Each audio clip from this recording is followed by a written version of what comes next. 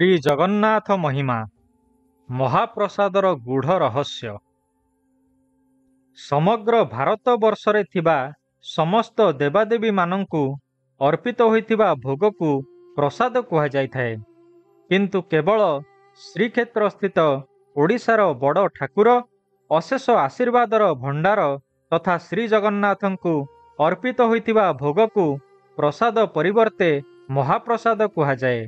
वास्तविक यह सेवनर गुण महक स्वाद तृप्ति और गरिमा सर्वव्यापक रूपे आदरणीय सम्माननीय और प्रशंसनीय हो पारिछि।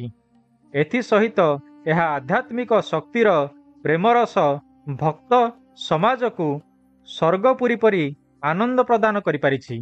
एही महाप्रसादर प्रस्तुतिकरण मध्य विचित्र, जहाँकि पृथ्वीर कौनसी ठारे एहिपरि प्रस्तुतिकरण प्रक्रिया विरल मात्र। तेणु एही प्रस्तुतिर पाकशाला को पृथ्वीर बृहत्तम पाकशाला और एहार विक्रय केन्द्र को आनंद बजार बा पृथ्वीर बृहत्तम होटेल रूपे ख्याति अर्जन करिअछि। एही पाकशाला मध्य हिंगुला पीठ रूपे अभिहित होइअछि। एही पीठरे अल्प समय रे लक्ष लक्ष भक्तों पई महाप्रसाद प्रस्तुत होइथाए। एही खाद्य केवल काठ जाळेणी द्वारा प्रस्तुत होइथाए। आउ मध्य यह केवल कला और नाली माटी रे निर्मित हांडी रे प्रस्तुत होइथाए। एही सबु माटी हांडी को बा कुडुआ को विभिन्न आकार रे केवल गोटिए संप्रदायर सेवायत निर्माण करी जोगाई थांती। सेहीपरि एक निर्दिष्ट संप्रदायर सेवायत सुपकार रंधन करिथांती। पाकशाला रे 6टी शिखा थिबा चुली रे प्रथम थाकरे 5टी हांडी, द्वितीय थाकरे 3टी हांडी और तृतीय थाकरे गोटिए हांडी रखी खाद्य प्रस्तुत होइथाए। प्रथमे पालिया पूजा पंडा द्वारा रोषगर होम होइथाए। तत्परे सुपकार सेवायत माने पाटिरे एक पट्टी बांधी शुद्धपूत भावरे निष्ठार सह प्रणव उच्चारण करी हांडी को धौत करिथांती। मनमथ बीजरे पाक हांडी रे जलपूर्ण करी दशाक्षर मंत्र रे अरुआ चाउल बा अमुणिहा हांडी रे पकाई थांती। लक्ष्मी बीज स्मरण करी चाउल हांडी रे पकाई थांती। पर्याय रे एही महाप्रसादर प्रस्तुतिकरण विभिन्न शास्त्र और मतवाद रे भिन्न भिन्न संस्कार होइथाए। प्रथमतः प्रसादर षडंग संस्कार द्वारा अन्नत्तर विलोप करा जाई ब्रह्मत्तर आरोप करा जिबारु एहाकु महाप्रसाद कुहंती। एही षडंग संस्कार गुड़िक हेला प्रथमे महालक्ष्मींक द्वारा वैष्णवाग्नि रे रंधन, द्वितीय रे श्रीजंत्र ठा मुरुजरे नैवेद्य निमंते स्वर्णमय पात्र रे परिवेषण, तृतीय रे मंत्रराज बा 2 विंशाक्षरी नृसिंह तापिनीय पाताल नृसिंह मंत्र रे प्रोक्षण, चतुर्थ रे अष्टदशाक्षर गोपाल मंत्र रे निवेदन, पंचम रे भैरवी चक्र रे उच्छिष्ट भैरवी विमला को समर्पण एवं षष्ठ रे विश्वकेशन शुक प्रहलाद हनुमान नारद जैनतेय देवल और इंद्रदुम्नादि अष्ट सात्विक वैष्णवों को अवशेष अन्नबली प्रदान। द्वितीयतः तांत्रिक मतवाद रे महाप्रसाद 11टी संस्कार माध्यम रे होइथाए। सेगुड़िक यथा प्रथमे चाउल को अमुणिया कहा जाए।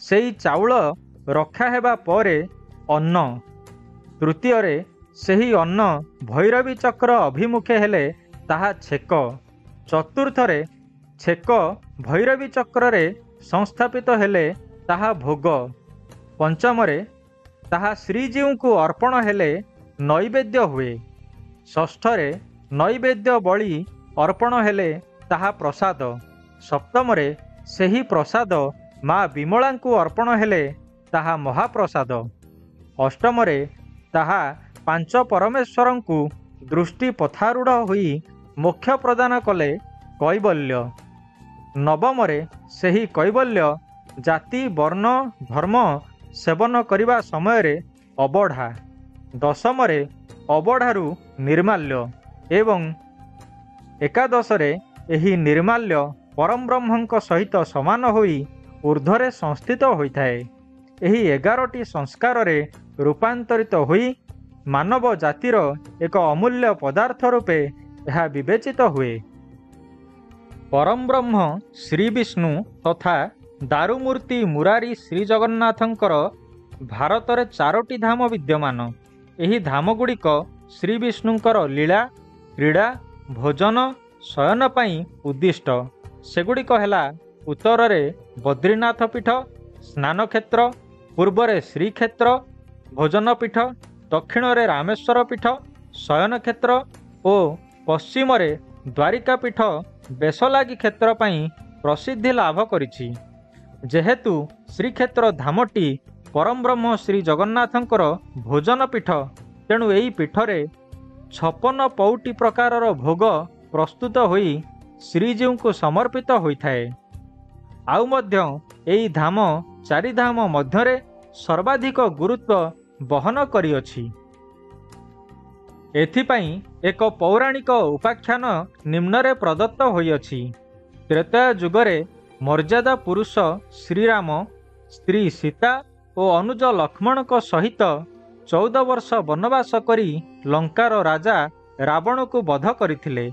14 ବର୍ଷ ପରେ ଅଯୋଧ୍ୟାକୁ ପ୍ରତ୍ୟାବର୍ତ୍ତନ କରି ଭାଇ ଲକ୍ଷ୍ମଣଙ୍କ ଉପରେ ଅତ୍ୟନ୍ତ ପ୍ରୀତ ହୋଇଥିଲେ। କାରଣ ଇନ୍ଦ୍ରଜିତକୁ ଯିଏ ମାରିବ ସିଏ 14 ବର୍ଷ ବନବାସ କରିବା ସହିତ ଉଜାଗର, ଅନାହାର ଓ ସ୍ତ୍ରୀ ମୁହଁ ଚାହିଁ ନଥିବେ। କିନ୍ତୁ ଲକ୍ଷ୍ମଣ ଇନ୍ଦ୍ରଜିତକୁ ମାରିଥିବାରୁ ରାମଚନ୍ଦ୍ର ଲକ୍ଷ୍ମଣଙ୍କୁ ଏହି ସର୍ତ୍ତ କିପରି ପାଳନ କରିଥିଲ ବୋଲି ପଚାରିଲେ। ଅନୁଜ ଲକ୍ଷ୍ମଣ ଏହିସବୁ ସର୍ତ୍ତର ପ୍ରାମାଣିକ ସତ୍ୟାସତ୍ୟା ଅଗ୍ରଜ ରାମଚନ୍ଦ୍ରଙ୍କୁ ବୁଝାଇ କହିଥିଲେ। ସେ ଲକ୍ଷ୍ମଣଙ୍କ ଉପରେ ଯେତିକି ପ୍ରୀତ ହୋଇଥିଲେ ତାଠାରୁ ଅଧିକ ପ୍ରୀତ ହୋଇଥିଲେ ଲକ୍ଷ୍ମଣଙ୍କ ସ୍ତ୍ରୀ ଉର୍ମିଳାଙ୍କ ଉପରେ।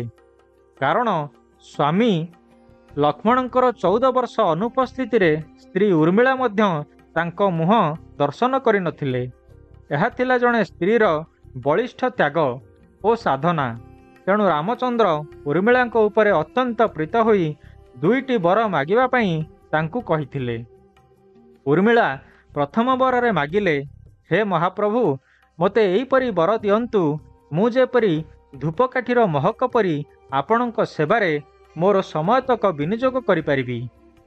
ମର୍ଯ୍ୟାଦା ପୁରୁଷ ଶ୍ରୀ ପୁରୁଷୋତ୍ତମ ଉର୍ମିଳାକୁ କହିଥିଲେ, ତୁମେ ଅପେକ୍ଷା କର, ମୁଁ କଳିଯୁଗରେ ଶ୍ରୀକ୍ଷେତ୍ର ଧାମରେ ବଡ଼ଦେଉଳର ରତ୍ନସିଂହାସନରେ ଶ୍ରୀଜଗନ୍ନାଥ ରୂପେ ଅଧିଷ୍ଠିତ ହେବି। ଅନୁଜ ଲକ୍ଷ୍ମଣ ମୋର ଅଗ୍ରଜ ବଳଭଦ୍ର ରୂପେ ଅବତାର ନେଇ ମୋ ପାଖରେ ବସିଥିବେ, କିନ୍ତୁ ଲକ୍ଷ୍ମୀ ମୋ ପାଖରେ ବସି ନଥିବେ। ତୁମେ ବିମଳା ରୂପରେ ବସି ମୋ ପ୍ରସାଦ ତୁମ ପାଖରେ ପୂଜା ସରିଲେ ତାହା ମହାପ୍ରସାଦ ହେବ, ଯାହାକି ଧୂପକାଠିର ସୁଗନ୍ଧ ପରି ଚଉଦିଗ ମହକାଇ ଦେବ। ତେଣୁ ତ୍ରେତୟା ଯୁଗର ଉର୍ମିଳା କଳିଯୁଗରେ ବିମଳା ରୂପେ ଆବିର୍ଭୂତା ହେବେ। ଅନ୍ୟ ବରଟି ଥିଲା, ତୁମେ କଳିଯୁଗରେ ଶ୍ରୀକ୍ଷେତ୍ରର ବଡ଼ଦେଉଳରେ ଉପବିଷ୍ଟ ହୋଇଥିବା ବେଳେ ମୁଁ ବଙ୍ଗୋପସାଗରରେ ଉର୍ମି ରୂପେ ଆସି ତୁମ ପାଦଦ୍ୱୟ ସ୍ପର୍ଶ କରିବି। ଶ୍ରୀରାମ ଉର୍ମିଳାଙ୍କୁ 2ଟି ବର ପ୍ରଦାନ କରିଥିଲେ, ଯାହାକି ଆଜି ଦେଖିବାକୁ ମିଳୁଅଛି। ଅନ୍ୟ ଗୋଟିଏ ପୌରାଣିକ ଉପାଖ୍ୟାନରୁ ଉଦ୍ଧୃତ ଯେ ଏକଦା ନାରଦ ମୁନି ଶ୍ରୀ ବୈକୁଣ୍ଠପୁରୀର କ୍ଷେତ୍ରପତି ପରମବ୍ରହ୍ମ ବିଷ୍ଣୁଙ୍କର ମହାପ୍ରସାଦ ଖାଇବାକୁ ଇଚ୍ଛା ପ୍ରକଟ କରିଥିଲେ। ମନୋଯାନରେ ବୈକୁଣ୍ଠପୁରୀ ଆସିଥିଲେ ସିନା, କିନ୍ତୁ କିପରି ମହାପ୍ରସାଦ ଖାଇବେ ସେଇଥିପାଇଁ ଏକ ଉପାୟ ଅବଲମ୍ବନ କରିଥିଲେ। ସେ ଦିନସାରା ଲୁଚି ରହି ରାତିର ଶେଷ ପ୍ରହରରେ ସ୍ତ୍ରୀ ରୂପରେ ବୈକୁଣ୍ଠପୁରୀର ଚାରିପଟ ଛେରା ପହଁରା କରିଥିଲେ। ଏହି ଘଟଣାଟି ମା ଲକ୍ଷ୍ମୀଙ୍କୁ ଅଛପା ନଥିଲା। ଦିନେ ମା ଲକ୍ଷ୍ମୀ ଦେବୀ ଉଜାଗର ରହି ଶେଷ ପ୍ରହରରେ ଛଦ୍ମବେଶରେ ଝାଡ଼ୁ ଦେଉଥିବା ସ୍ତ୍ରୀ ଲୋକଟିକୁ ଜଗି ଧରିଥିଲେ। ତୁମେ କିଏ ଓ କାହିଁକି ଝାଡ଼ୁ ଦେଉଛ ବୋଲି ତାକୁ ପଚାରିଥିଲେ। ସ୍ତ୍ରୀ ଲୋକଟି ମହାଲକ୍ଷ୍ମୀଙ୍କୁ ପ୍ରଣାମ ପୂର୍ବକ କହିଲେ, ମା, ମୁଁ ହେଉଛି ନାରଦ। ନାରାୟଣଙ୍କ ପ୍ରସାଦ ଖାଇବା ପାଇଁ ମୋର ପ୍ରବଳ ଇଚ୍ଛା। ଏହା ଶ୍ରୀ ପ୍ରଭୁଙ୍କୁ କହିବାକୁ ଲାଜ ଲାଗୁଅଛି। ଆପଣ ଦୟାକଲେ ମୁଁ ପ୍ରସାଦ ଖାଇବି ଓ ମୁକ୍ତି ଲାଭ କରିପାରିବି। ମା ଲକ୍ଷ୍ମୀ ନାରଦଙ୍କୁ ଅସ୍ତୁ କହି ଅନ୍ତର୍ଧ୍ୟାନ ହୋଇଯାଇଥିଲେ। ନାରଦଙ୍କର ସମସ୍ତ ବୃତ୍ତାନ୍ତ ମା ଲକ୍ଷ୍ମୀ ନାରାୟଣଙ୍କୁ କହିବା ଫଳରେ ନାରାୟଣ ତାଙ୍କ ମଧ୍ୟାହ୍ନ ଭୋଜନର ଅଧରାମୃତ ନାରଦଙ୍କୁ ଦେବା ପାଇଁ କହିଥିଲେ। ନାରଦ ତାହା ଖାଇ ଦୀର୍ଘଦିନର ପିପାସା ପୂରଣ କରିଥିଲେ। ତତ୍ପରେ ମହା ଆନନ୍ଦରେ କୈଳାସପୁରୀକୁ ଗମନ କରିଥିଲେ। କୈଳାସପୁରୀରେ ଶିବଙ୍କୁ ଦର୍ଶନ କରି ନାରାୟଣଙ୍କର ମହାପ୍ରସାଦ ସେବନ କରିବାର ସମସ୍ତ ବୃତ୍ତାନ୍ତ କହିଥିଲେ। ଉତ୍ତରରେ କୈଳାସ ବିହାରୀ ଶିବ ମୋ ପାଇଁ ଆଣିଲ ନାହିଁ ବୋଲି ପ୍ରଶ୍ନ କରିଥିଲେ। ନାରଦଙ୍କ ହାତର ଆଙ୍ଗୁଠି ସନ୍ଧିରେ ଲାଗିଥିବା ଏକ କଣିକା ମହାପ୍ରସାଦ ଶିବଙ୍କୁ ଖାଇବାକୁ ଦେଇଥିଲେ। ଶିବ ତାହାକୁ ଖାଇ ମହା ଆନନ୍ଦରେ ତାଣ୍ଡବ ନୃତ୍ୟରେ ମଗ୍ନ ରହିଲେ। ଠିକ୍ ଏହି ସମୟରେ ମା ପାର୍ବତୀ ସେଠାରେ ଉପସ୍ଥିତ ହୋଇ ନାରଦଙ୍କଠାରୁ ମହାପ୍ରସାଦ ସେବନ କରିବା ଓ ତାଙ୍କ ପାଇଁ ଆଣିନଥିବା ଶୁଣି ଅତ୍ୟନ୍ତ ମ୍ରିୟମାଣ ହୋଇପଡ଼ିଥିଲେ। ସେଠାରେ ଶପଥ କରି କହିଥିଲେ, ତୁମେ ଦୁଇଜଣ ମହାପ୍ରସାଦ ଖାଇଲ ଓ ମୋ ପାଇଁ ଆଣିଲ ନାହିଁ। ଏଥିପାଇଁ ଚଣ୍ଡାଳଠାରୁ ବ୍ରାହ୍ମଣ ପର୍ଯ୍ୟନ୍ତ ସମସ୍ତ ପ୍ରକାର ଭକ୍ତ ସମସ୍ତେ ଖାଇବେ ଓ ମୁଁ ହେବି ସେହି ମହାପ୍ରସାଦର ଅଧିକାରିଣୀ। ଧ୍ୟାନମଗ୍ନ ହୋଇ ତାଙ୍କର ମନ କଥା ନାରାୟଣଙ୍କୁ ଜଣାଇଥିଲେ। ଏହାଫଳରେ ନାରାୟଣଙ୍କର ଆସନ ଟଳମଳ ହୋଇଥିଲା। ଶେଷରେ ନାରାୟଣ କୈଳାସପୁରୀ ଆସି ମା ପାର୍ବତୀଙ୍କ ନିକଟରେ ଉଭା ହୋଇ ବର ପ୍ରଦାନ କରିଥିଲେ। ପୁନରାୟ ମା ପାର୍ବତୀ ନାରାୟଣଙ୍କୁ ପ୍ରଶ୍ନ କରିଥିଲେ, ଏହା କେବେ ଓ କିପରି କାର୍ଯ୍ୟକାରୀ ହେବ? ନାରାୟଣ ଉତ୍ତରରେ କହିଥିଲେ, କଳିଯୁଗରେ ନୀଳାଚଳରେ ମୁଁ ଯେତେବେଳେ ଦାରୁବ୍ରହ୍ମ ରୂପରେ ଅବସ୍ଥାନ କରିଥିବି, ସେତିକିବେଳେ ତୁମେ ମା ବିମଳା ରୂପରେ ମୋର ପଶ୍ଚିମ ପାର୍ଶ୍ୱରେ ଅବସ୍ଥାପିତ ହେବ। ମୋ ଧୂପ ପରେ ପ୍ରସାଦ ତୁମର ପୂଜା ହେବ। ତାପରେ ତାହା ମହାପ୍ରସାଦରେ ପରିଣତ ହେବ। ତୁମକୁ ଅର୍ପଣ ନହେଲେ ତାହା ମହାପ୍ରସାଦ ହେବ ନାହିଁ। ଯାହାକୁ ଚଣ୍ଡାଳଠାରୁ ବ୍ରାହ୍ମଣ, ସାନରୁ ବଡ଼, ଛୁଆଁ ଅଛୁଆଁ, ଶଙ୍ଖୁଡ଼ି, ଅଇଁଠା ଇତ୍ୟାଦି ଭେଦଭାବ ଭୁଲି ସମସ୍ତେ ଏକାଠି ଖାଇ ତୃପ୍ତି ଲାଭ କରିବେ। ଯାହାର ମହିମା, ଗୁଣ ଗାରିମା, ମହତ୍ଵ ଚାରିଆଡ଼େ ମହକାଇ ଦେବ, ଯାହାକି ଆଜି ଦେଖିବାକୁ ମିଳୁଅଛି। ମହାପ୍ରସାଦ ଶବ୍ଦଟି ଗୋଟିଏ ତାନ୍ତ୍ରିକ ଶବ୍ଦ। ମହା ଅର୍ଥ ଶ୍ରେଷ୍ଠ ବା ବଡ଼, ପ୍ରସାଦ ଅର୍ଥ ଭୋଗ, ଯାହାକି ଠାକୁରଙ୍କୁ ଅର୍ପିତ ଭୋଗ। ଏହି ବଡ଼ ଭୋଗ ବା ମହାପ୍ରସାଦ ଶ୍ରୀଜଗନ୍ନାଥଙ୍କ ପାଖରେ କେବେଠାରୁ ପ୍ରଚଳନ ହୋଇ ଆସୁଅଛି ତାହା ମାଦଳା ପାଞ୍ଜି, ବିଭିନ୍ନ ପୁରାଣ ଶାସ୍ତ୍ର, ତନ୍ତ୍ରଶାସ୍ତ୍ର ଇତ୍ୟାଦିରେ ସମ୍ପୂର୍ଣ୍ଣ ରୂପେ ବ୍ୟାଖ୍ୟା ହୋଇଅଛି। କିନ୍ତୁ ବର୍ତ୍ତମାନ ଶ୍ରୀଜଗନ୍ନାଥଙ୍କ ପୀଠରେ ମହାପ୍ରସାଦ ଯେପରି ପ୍ରଚଳନ ହେଉଅଛି, ଅତୀତରେ ସେହିପରି ହେଉନଥିଲା। ତେବେ ପଣ୍ଡିତ କୃପାସିନ୍ଧୁ ମିଶ୍ରଙ୍କ ମତରେ ତାହା ଗଜପତି ରାଜା ଯଯାତି କେଶରୀ ଖ୍ରୀଷ୍ଟାବ୍ଦ 522ରୁ 598 ସମୟରୁ ପ୍ରଚଳନ ହେଉଅଛି। ଏଥିପାଇଁ ଯଯାତିଙ୍କୁ ଦ୍ୱିତୀୟ ଇନ୍ଦ୍ରଦ୍ୟୁମ୍ନ ବୋଲି କୁହାଯାଏ। ଅନିରୁଦ୍ଧ ଦାସଙ୍କ ମତରେ ଜଗତଗୁରୁ ଶଙ୍କରାଚାର୍ଯ୍ୟଙ୍କ ପରାମର୍ଶ କ୍ରମେ ଯଯାତି ଶ୍ରୀଜଗନ୍ନାଥଙ୍କ ପାଖରେ ଅନ୍ନଭୋଗର ପ୍ରଚଳନ କରାଇଥିଲେ। ଆଉ ମଧ୍ୟ ଜଗନ୍ନାଥ କୈଫିୟତ ଗ୍ରନ୍ଥରେ ମହାପ୍ରସାଦ ସମ୍ବନ୍ଧରେ ଯାହା ସବୁ ଉଲ୍ଲେଖ ଅଛି, ସେଥିରୁ ଜଣାଯାଏ ଏହା ଯଯାତି କେଶରୀଙ୍କ ସମୟରୁ ପ୍ରଚଳନ ହୋଇ ଆସୁଅଛି। ଅନ୍ୟ ଗୋଟିଏ ମତବାଦରେ ଗଜପତି ମହାରାଜା ଅନଙ୍ଗୋଦୟ ଦେବଙ୍କ 1230 ସମୟରୁ ନଗରୀ ତାମ୍ରଶାସନ ଅନୁସାରେ ଶ୍ରୀମନ୍ଦିରରେ ଶ୍ରୀପୁରୁଷୋତ୍ତମଙ୍କୁ ପ୍ରତିଷ୍ଠା କରାଇଥିଲେ। ଛତିଶା ନିଯୋଗ ମଧ୍ୟ ପ୍ରବର୍ତ୍ତନ କରିଥିଲେ। ଏଥିସହିତ ସେ ତାଙ୍କର ସମସ୍ତ ରାଜସ୍ୱ ଶ୍ରୀପୁରୁଷୋତ୍ତମଙ୍କ ମନ୍ଦିର ନିର୍ମାଣ କାର୍ଯ୍ୟରେ ବିନିଯୋଗ କରି ଶେଷରେ ତାଙ୍କର ସେବକ ବା ରାଉତ ହୋଇ ରହିଥିଲେ। ଶ୍ରୀମନ୍ଦିରରେ ଶ୍ରୀଜଗନ୍ନାଥଙ୍କୁ ରାଜାଧିରାଜ ବିଧିରେ ସେବା କରିବା ସଙ୍ଗେ ସଙ୍ଗେ ରାଜଭୋଗ ପ୍ରଚଳନ କରାଇଥିଲେ। ଏହି ଭୋଗ ପାଇଁ ସ୍ୱତନ୍ତ୍ର ବ୍ୟବସ୍ଥାମାନ ଖଞ୍ଜିଥିଲେ। ଆଷାଢ଼ ମାସ ଶୁକ୍ଳପକ୍ଷ ନବମୀ ତିଥିରେ ଗୁଣ୍ଡିଚା ମନ୍ଦିରରେ ପ୍ରଥମେ ମହାପ୍ରସାଦ ବିଜେ ପରେ ଶ୍ରୀମନ୍ଦିରରେ ଅବଢ଼ା ପ୍ରସ୍ତୁତ ହୋଇ ଅର୍ପଣ ହୋଇଥିଲା। ଏହାକୁ ନୀଳାଦ୍ରି ଅବଢ଼ା କୁହାଯାଏ। ମହାପ୍ରସାଦର ମାହାତ୍ମ୍ୟ ବଡ଼ ବିଚିତ୍ର, କାରଣ ଏହାର ପବିତ୍ରତା ସମ୍ବନ୍ଧରେ ହିନ୍ଦୁ ଧର୍ମର ଶାସ୍ତ୍ରମାନଙ୍କରେ ଯେପରି ଉଲ୍ଲେଖ ହୋଇଅଛି, ଠିକ୍ ସେହିପରି ଏହାର ବ୍ୟବହାରିକ ଉପଯୋଗିତା ଚୁମ୍ବକୀୟ ଶକ୍ତି ପରି ବାନ୍ଧି ରଖିଅଛି। ବ୍ୟକ୍ତି ବ୍ୟକ୍ତି, ସାହି ପଡ଼ିଶା, ବନ୍ଧୁ ବାନ୍ଧବ ଓ କୁଟୁମ୍ବମାନେ ଏହାକୁ ଖାଇବା ତ ଦୂରର କଥା, ଏହାର ନାମ ଧରିଲେ ବା ସ୍ପର୍ଶ କଲେ ହୃଦୟ ମଧ୍ୟରେ ସୃଷ୍ଟି ହୋଇଥାଏ ଆତ୍ମୀୟତା, ଆଧ୍ୟାତ୍ମିକ ପ୍ରେମ। ଏତଦ୍ ବ୍ୟତୀତ ସ୍ଥାନ, କାଳ, ପାତ୍ର, ଜାତି, ଧର୍ମ ଓ ବର୍ଣ୍ଣ ନିର୍ବିଶେଷରେ ମହାପ୍ରସାଦ ସୃଷ୍ଟି କରିଅଛି ଐକ୍ୟ, ମୈତ୍ରୀ ଓ ସଦ୍ଭାବ। ଓଡ଼ିଶା କାହିଁକି ସମଗ୍ର ଭାରତରେ ପ୍ରତ୍ୟେକ ପରିବାରରେ ଏହା ନିର୍ମାଲ୍ୟ ରୂପେ ପୂଜା ପାଉଅଛି। ପ୍ରତ୍ୟେକ ଧାର୍ମିକ ପର୍ବ ଓ ସାମାଜିକ ମେଳା, ମହୋତ୍ସବ, ପର୍ବପର୍ବାଣୀ, ବିବାହ, ବ୍ରତ, ହୋମ, ଯଜ୍ଞ ଇତ୍ୟାଦି ଶୁଭ କାର୍ଯ୍ୟରେ ଏହାର ଉପଯୋଗିତା ଏକାନ୍ତ ଆବଶ୍ୟକ। ମାଲି ମକଦ୍ଦମା, ସତ୍ୟପାଠ, ନିର୍ବନ୍ଧ ଘର ଇତ୍ୟାଦି କାର୍ଯ୍ୟରେ ଏହାକୁ ମାଧ୍ୟମ କରି ସତ୍ୟପାଠ ହୋଇଥାଏ। ଏହା ନ୍ୟାୟ, ସତ୍ୟ ଓ ଧର୍ମର ପ୍ରତୀକ। ଛୁଆଁ ଅଛୁଆଁ, ଶଙ୍ଖୁଡ଼ି ଅଇଁଠା, ସାନ ବଡ଼ ଭେଦଭାବ ଭୁଲି ଆବାଳ ବୃଦ୍ଧ ବନିତା ତଥା ସ୍ୱାମୀ ସ୍ତ୍ରୀ, ପୁଅ ଝିଅ, ବାପା ମା ଗୋଟିଏ ପାତ୍ରରେ ବସି ସେବନ କରିବାର ବିଧି ସମାଜକୁ ଦେଉଅଛି ନୂତନ ଆଦର୍ଶ। ପ୍ରତ୍ୟହ ଲକ୍ଷ ଲକ୍ଷ ଭକ୍ତ ଶ୍ରୀ ଜଗନ୍ନାଥଙ୍କୁ ଦର୍ଶନ ଓ ପ୍ରସାଦ ସେବନ କରିବା ପାଇଁ ଛୁଟି ଆସିଥାନ୍ତି ଦୂରଦୂରାନ୍ତରରୁ ଶ୍ରୀମନ୍ଦିର ପୀଠକୁ। ମହାପ୍ରସାଦକୁ ସଙ୍ଗରେ ନେଇ ଓ ତାକୁ ଶୁଖାଇ ନିର୍ମାଲ୍ୟ କରି ଗୃହ ଠାକୁରଙ୍କ ପରି ଘରେ ସାଇତି ରଖିଥାନ୍ତି ବର୍ଷ ବର୍ଷ ଧରି। ତାହାକୁ ସମସ୍ତ ଧାର୍ମିକ କାର୍ଯ୍ୟରେ ରଖି ଶ୍ରୀଜଗନ୍ନାଥଙ୍କ ନାମରେ ପୂଜା କରିବାର ବିଧି ଭକ୍ତମାନଙ୍କର ମଙ୍ଗଳ କାମନା କରିଥାଏ। କଥାରେ ଅଛି, ବିଶ୍ୱାସ ମୂଳେ ଭଗବାନ।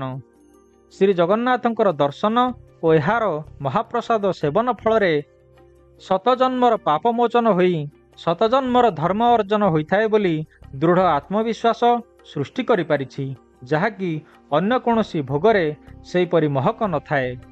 ଏହାକୁ ସେବନ କରି ଭକ୍ତମାନେ ପରମ ଆନନ୍ଦ ଓ ତୃପ୍ତି ପାଇଥାନ୍ତି। ମହାପ୍ରସାଦରେ ପିଣ୍ଡଦାନ ଦେଲେ ଗୟାରେ ଶ୍ରାଦ୍ଧ ଦେବାର ସମତୁଲ୍ୟ ଅଟେ ଓ ପିତୃଲୋକରେ ମୁକ୍ତି ପାଇଥାନ୍ତି।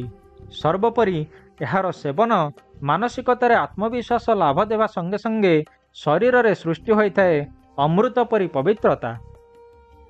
ସାଧାରଣତଃ ଶ୍ରୀଜଗନ୍ନାଥଙ୍କୁ ଦୁଇ ପ୍ରକାର ଭୋଗ ସମର୍ପିତ ହୋଇଥାଏ, ଯଥା ଶଙ୍ଖୁଡ଼ି ଓ ଅଶଙ୍ଖୁଡ଼ି।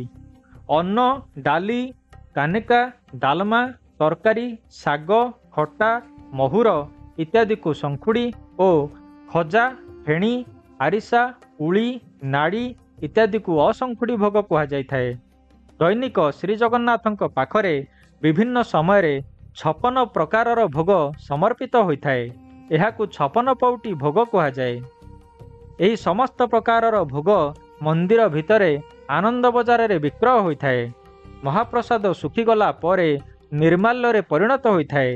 ଏହି ନିର୍ମାଲ୍ୟ ପ୍ରସ୍ତୁତ ପାଇଁ ମନ୍ଦିର ଭିତରେ ଏକ ସ୍ଥାନ ଅଛି, ଯାହାକୁ ନିର୍ମାଲ୍ୟ ଖଳା ବୋଲି କୁହାଯାଇଥାଏ। ଏହା ମନ୍ଦିରର ନୈଋତ୍ୟ କୋଣରେ କୁର୍ମ ବେଢ଼ା ଓ ମେଘନାଦ ପାଚେରୀ ମଧ୍ୟରେ ଅବସ୍ଥିତ। ମହାପ୍ରସାଦ ବେଶୀ ଦିନ ରହିପାରେ ନାହିଁ, କିନ୍ତୁ ନିର୍ମାଲ୍ୟ ବର୍ଷ ବର୍ଷ ଧରି ରହିଥାଏ। ତେଣୁ ନିର୍ମାଲ୍ୟ ପ୍ରତ୍ୟେକ ଓଡ଼ିଆ ଘରେ ମହାପ୍ରସାଦର ବିକଳ୍ପ ରୂପେ ରହି ପୂଜା ପାଇଥାଏ। ମହାପ୍ରସାଦ ସେବନ ବେଳେ ବିଭିନ୍ନ ସତର୍କତା ଅବଲମ୍ବନ କରିବାକୁ ପଡ଼ିଥାଏ। ଏହି ସତର୍କତାକୁ ଅବମାନନା କଲେ ଶରୀରରେ ବିଭିନ୍ନ ରୋଗ ବ୍ୟାଧି ହୋଇଥାଏ। ଅତୀତରେ ଏହାର ବହୁଳ ଦୃଷ୍ଟାନ୍ତମାନ ଅଛି।